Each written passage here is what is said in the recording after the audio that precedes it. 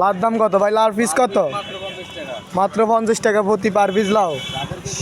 শাকের কেজি মাত্র 60 টাকা। ভেন্ডি, ভেন্ডির প্রাইস কত ভাই? একবারই তরতাজা ভেন্ডি পাই দেবেন। টমেটো 120। আর জলপি ভাই, জলপাই কেজি মাত্র 40। আচ্ছা, আপনাদের শীতকালীন সবজি মূলা, একবারই তখন যদি মূলা পাওয়া যাবেন। আছে ইয়া, আরে বটবটি সিম, বটের কেজি কত ভাই? বটবটি কেজি মাত্র 80 টাকা। আর আছে ভাই ধুন্দুল, ইয়া আরে মইলাম কত ভাই এটা কেজি?